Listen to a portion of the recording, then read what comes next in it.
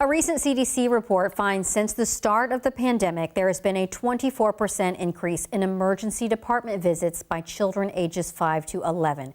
And then get this, a 31% increase for young people 12 to 17 for mental health crisis care. As part of our ongoing series, Are You Okay? We are talking to Dr. Chris Ladish, a pediatric neuropsychologist at Mary Bridge Children's, with what we're seeing here at home. Good morning, Dr. Ladish. Good morning. Well, first of all, when we look at these numbers, what's really defined as an emergency department visit? Are these emergency services? What are they?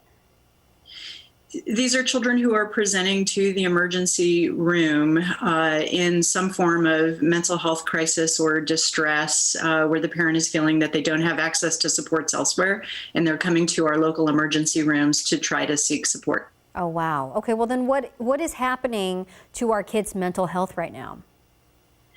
Well, the first thing I would want to say and make sure that the listeners are aware of is we have been in a pediatric mental health crisis for a number of years preceding this pandemic. At Mary Bridge, we actually, over the past 5 years, have seen over a 400% increase in mental health visits for children presenting in behavioral health crisis, which is just striking. What the pandemic has done is it has increased stress and decreased children's supports, peer access, the structure of school, their routines at the same time.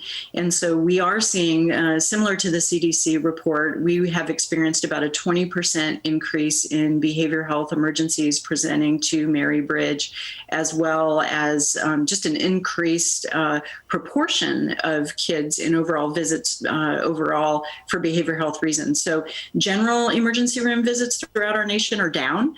At Mary Bridge, they're down by about 50%, but that's not the case with behavioral health presentations. So kids that are coming to Mary Bridge are largely coming for mental health emergencies, and that's increased by about 20%. That is fascinating and heartbreaking at the same time. Just to follow up on that, when you're looking at these numbers and they were striking before the pandemic, is there a cause related to that? Because the video that we saw were kids on computers. So is it related to social media? What do you know? Well, I think it's related to a number of factors. I think that's the million-dollar question, though. I think, certainly I don't think social media necessarily helps in all cases. For some kids, it really has pulled them away from traditional types of social engagement and pulled them towards screens. I like to think that that's not always helpful, but I think there are a number of factors involved, and I think we're still looking into that, quite honestly. What we do know is that the incidence of depression, suicidality, and anxiety has been increasing over the past 5 years or so. Yeah, sure. How do you know if your child is actually having a mental health crisis? Well, the first thing I would want to say is that I think, it's normal to expect some type of response to what we're going through right now, both for adults and for children. These are unparalleled times. However, I think anytime a parent sees a change that's longstanding and worrisome in the usual patterns or habits of their children that last beyond a few days, it's worth paying attention. Changes in sleep, appetite, their usual behaviors, their attitude, kids who want to withdraw, loss of pleasure or interest in their usual activities, increased irritability, sadness. Those are all things that I would be paying attention to. Certainly, some kids will tell you, I'm not feeling good or I'm feeling sad. The other thing I would want parents to pay attention to are just, ongoing complaints about how kids are feeling physically. Some children certainly could get sick, but there are some children that'll be more predisposed to complaining about stomach aches, headaches, just generally not feeling well or feeling more fatigued chronically when they're not feeling right.